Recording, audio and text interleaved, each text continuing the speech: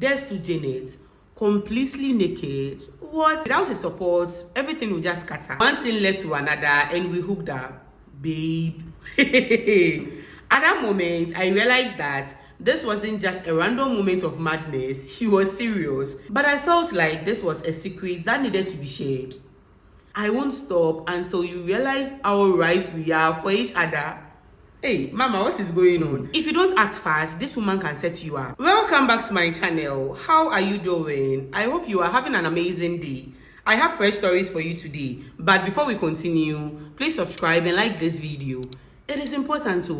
And don't forget to turn on the notification bell so that when I post, you'll be notified immediately. Shout out to Priscilla Frakuma AGA7867 for being the first person to comment on my last video. Thank you so much for the support, babe. I love you. And now without further delay, let's get right into it. Story number 1. I'm a 26-year-old guy. I've been best friends with this guy we will call Victor since childhood. We grew up on the same streets and we've always been close. Victor is a great guy and he's always been there for me, especially during tough times. About a year ago, Victor started dating a girl named C. At first, I thought they were perfect for each other. She was charming, sweet, and seemed to really care about him. But as time passed, I noticed that Victor was getting more and more stressed. He would confide in me that he felt something was off. He'd catch C texting late at night or hanging out with another guy, and he started to suspect he might be cheating. A few weeks ago, Victor's worst fears came true. He found out from a mutual friend that C had been seeing someone else behind his back for a few months. I felt absolutely heartbroken for him. When he found out, he was devastated. No one deserves to be cheated on, and it was hard seeing my best friend in such pain. After Victor broke up with C, he leaned on me more than ever. We hung out a lot, and I did my best to keep his spirits up. I really wanted to help him get through this, but as time passed, I noticed that C started to reach out to me. Why? At first, I ignored their texts. I didn't want to be the guy who got involved with my friend's ex, especially after how much Victor had been hurting. But then one night, Victor and I were hanging out at my place watching TV. He got a little tipsy and suddenly said, "You know, I don't care about what she does anymore. Just don't ever let her back into my life." That is when I felt the urge to respond to C's messages. I didn't think it would be a big deal. I told myself that Victor would be okay with it since he had explicitly said he wanted nothing to do with her anymore.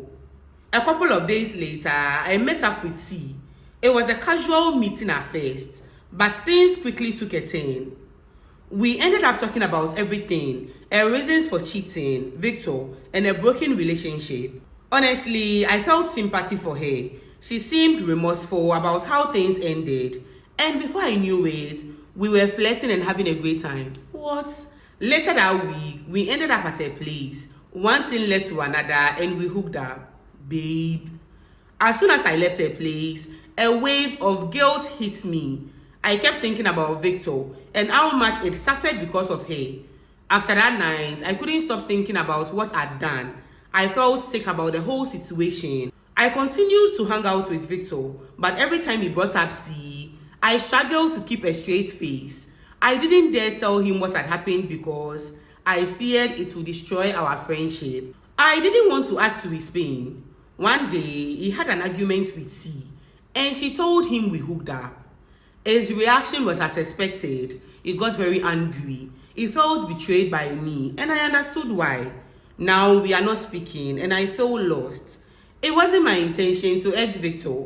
I've been wrestling with the question of whether I did the right thing since they were no longer together.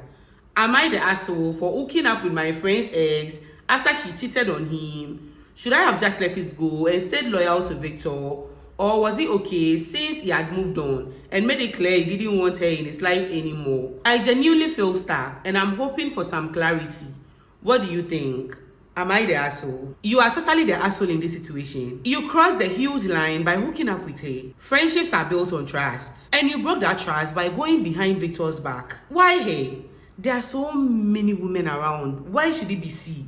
Were you feeling her already? You should have recognized that Victor was in a very vulnerable place. He was grieving the loss of a relationship, a woman who cheated on him. You were his best friend, and you chose to pursue something with a person who caused him pain. Even if he said he didn't care about her anymore, that doesn't mean it was okay for you to move in on her. You didn't think about your friend. You didn't think about how your actions will affect him. Right now, he's feeling hurt and betrayed, and it is understandable. Imagine how you would have felt if you had been in his shoes. You were supposed to have his back, and you didn't. I don't know if he's ever going to forgive you or trust you again, but give him some space. He's hurt and angry right now, and pushing him to forgive you right away is only going to make things worse. After some time passes, reach out to him, apologize, and tell him you genuinely regret your choices. Acknowledge the pain you caused, and who knows, maybe he might forgive you. I hope you learned from this.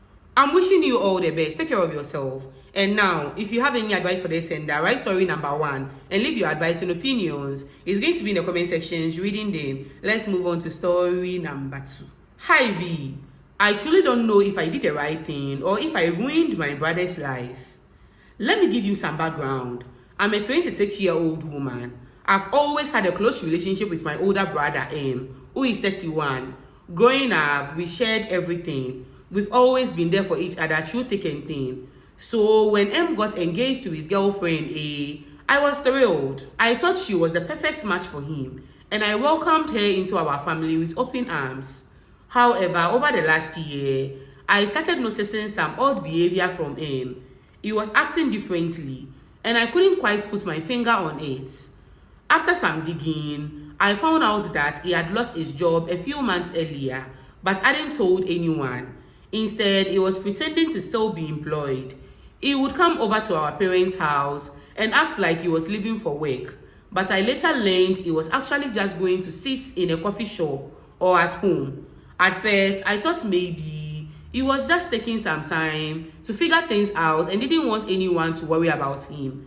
But as I learned more, I realized the extent of his deception. M had also been lying about his finances. He was struggling to pay rent, and his savings were almost gone. Instead of being open with A about his situation, he was spinning a tale about how well he was doing, lying about having money when he was broke. When I initially confronted him about it, he brushed me off, saying, I don't want to burden anyone with my problems and I will handle it my way. But I felt like this was a secret that needed to be shared, especially since M was about to marry A.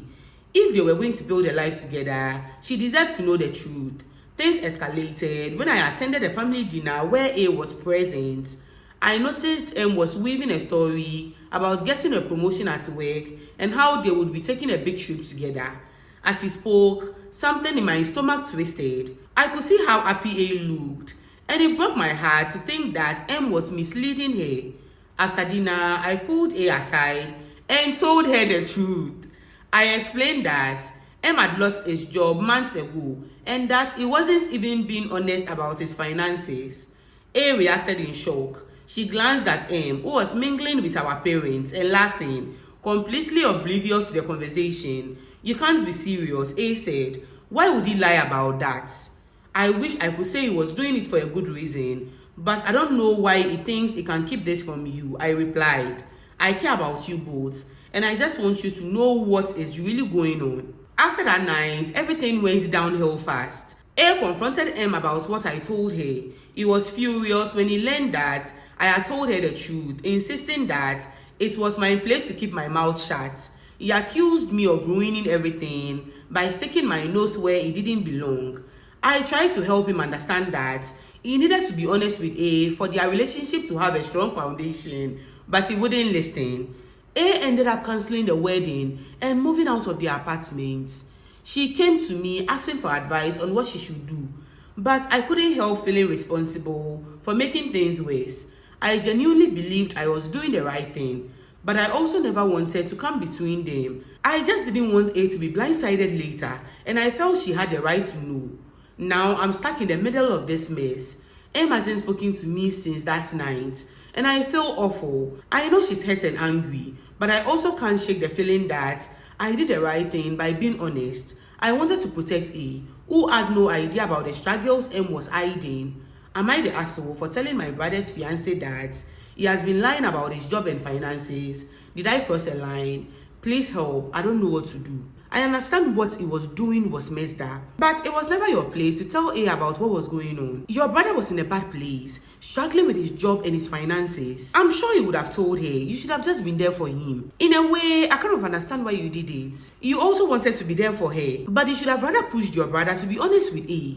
But on the other side, your brother chose to deceive A. He should have been honest with her. They were about to get married. Now, right now, you need to give him some space. He's hurt and angry, and I'm sure he needs time to deal with his feelings. But don't completely abandon him. Right now, he's going through a lot. He has lost his job, and his fiancée has also left him. He needs you. Give him some time and space, and reach out to him later. Express that you are still there for him. If he's still upset, just give him more time. You are family, you will come around. But babe, next time, try to do this the right way. You acted out of love and consent, but I still think you crossed the line. Right now, what has happened has already happened. Just be there for your brother. I hope he comes around and forgives you soon. I'm wishing you all the best. And now, if you have any advice for the sender, write story number 2 and leave your advice and opinions. She's going to be in the comment sections reading them. And babe, if you've not liked this video yet, please do.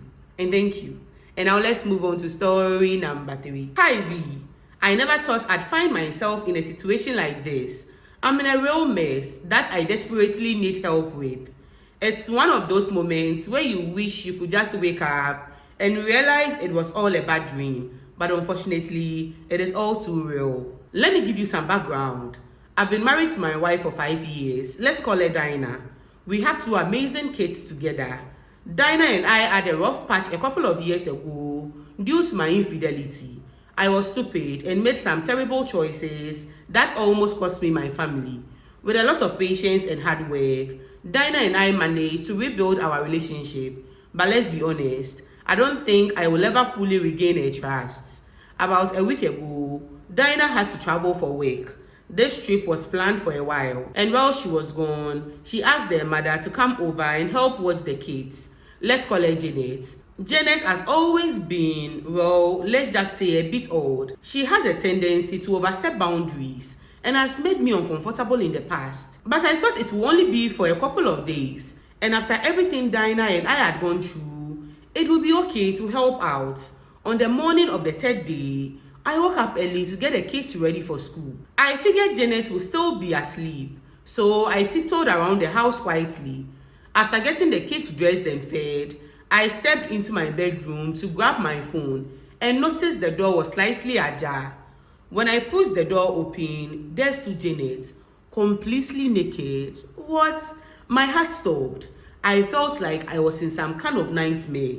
I quickly averted my gaze and stammered, "What the hell?" Without any shame, she responded, "I wanted to surprise you.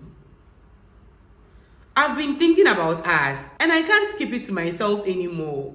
I'm in love with you." I was dumbfounded.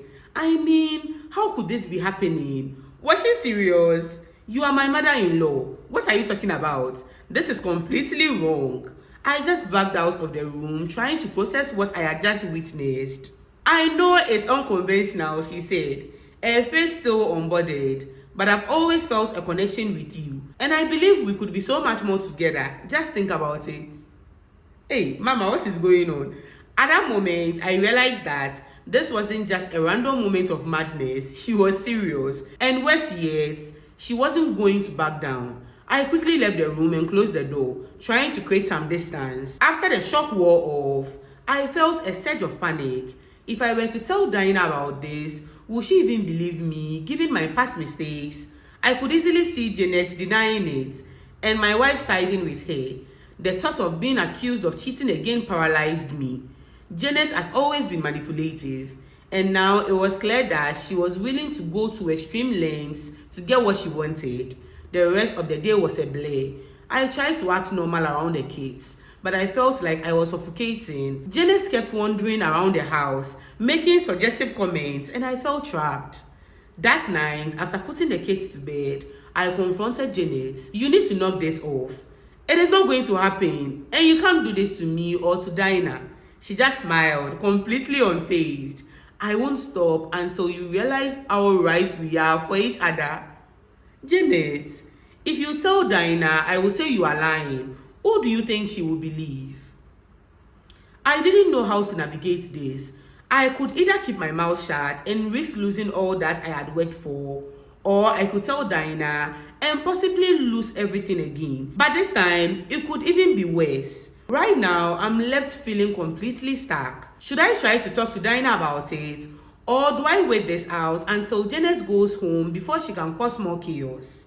V, I really need your advice. What would you do in my situation? How can I protect my family and keep my mother-in-law from crossing lines that should never be crossed? Babe, this isn't a joke. It is very serious. What is wrong with your mother-in-law? You need to document everything that happens. Record her. Keep a record of what Janet does and says. This can help protect you if things escalate, or if you need to explain the situation to Dinah later. Now, speaking of Dinah, after you get the evidence, you need to talk to her.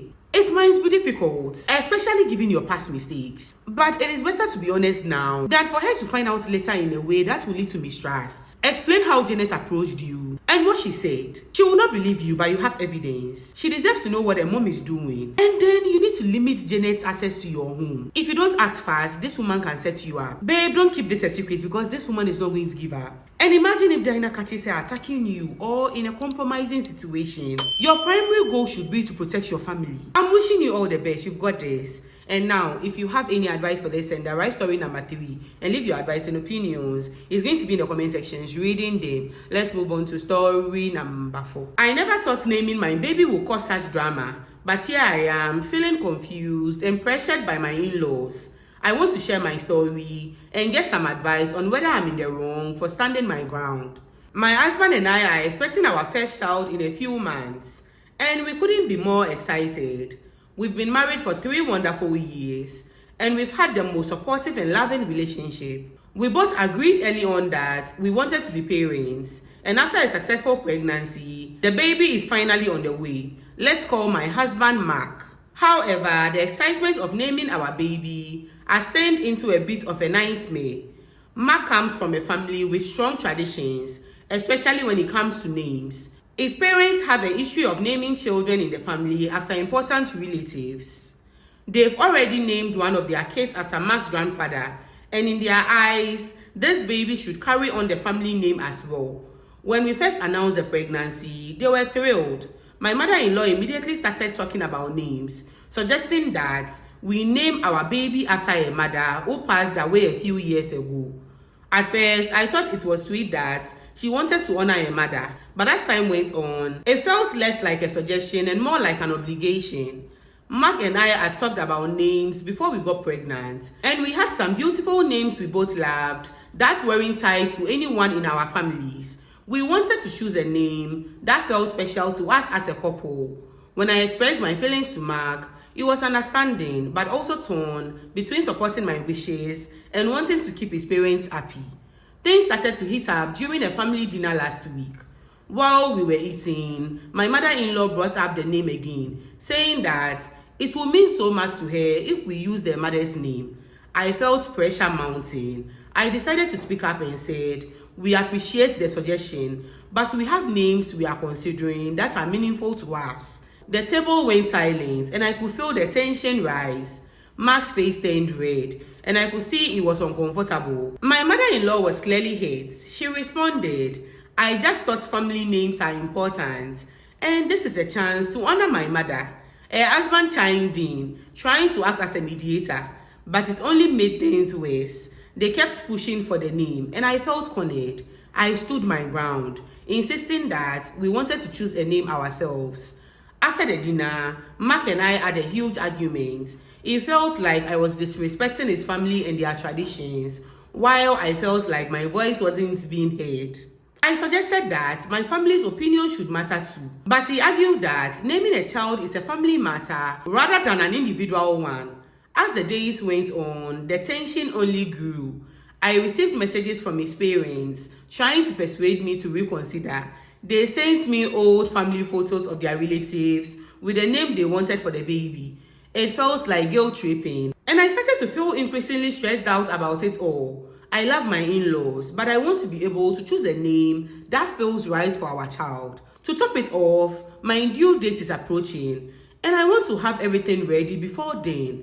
I don't want to be fighting about this name when the baby arrives. I can only imagine how awkward it will be if we go to the hospital and Mark's parents show up expecting to hear one name while we have chosen something else.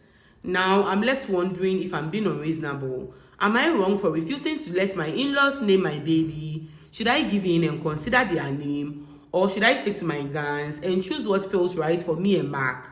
I feel stuck. I really want to hear what others think. Any advice would be appreciated. Babe, you are not wrong for wanting to name your baby something that is meaningful to you and your husband. Naming a child is a personal decision for parents, and it should reflect your values, your feelings. Babe, I think you should stick to what feels right for you. Now, navigating this situation can be very tricky. I think you should stand your ground. But it is also very important to find a way to communicate without causing conflict and tension. You need to find a way to communicate your feelings without escalating the situation further. At the end of the day, they are still family. First, I think you need to have a calm and honest conversation with Mark. Express your feelings clearly and share why this decision is important to you. You should be a united front in this decision. Without his support, everything will just scatter. Now, once you and Mark are on the same page, consider discussing this as a couple with your in-laws. Explain that while you value their family's traditions, you want to choose a name that has personal meaning to you and Mark. You can also offer to find a compromise that honors both sides, like using the family name they chose as a middle name for your child. This could show that you respect their feelings, but still want to make your own choice. And babe, it is also very important to set boundaries. Let them know that you'll be making the final decisions and that you don't want to feel pressured or guilt-tripped. This may be hard for them to hear, but it is very important for your peace of mind. Babe, don't let anyone dictate such an important decision. You've got this. Stay strong, and I'm wishing you all the best. And now, if you have any advice for this sender, write story number 4 and leave your advice and opinions. She's going to be in the comment sections reading them. And now, Abi, you know, Dada, this is a judgment-free zone. We listen, we don't judge. So please be kind to them in the comment sections, because obviously these issues are worrying them, and that is why they've sent me these stories in the first place. So please be kind. This feels like an anthem at this point. Now, if you've not subscribed, please do and like this video, and don't forget to turn on the notification bell so that when I post, you'll be notified immediately. If you have a story for me, you can send it to my TikTok page at vera.ish. Now, babe, if you enter into my DMs, don't write, V, can I send you my story? Or V, I have a story for you. Don't do that. When you enter into my DMs, immediately you enter, start writing out your story and send it to me. And when I post your story, I'll notify you and let you know your story is up. I hope you enjoyed this video, and thank you so much for watching. See you next time. Okay, I'm done. Bye.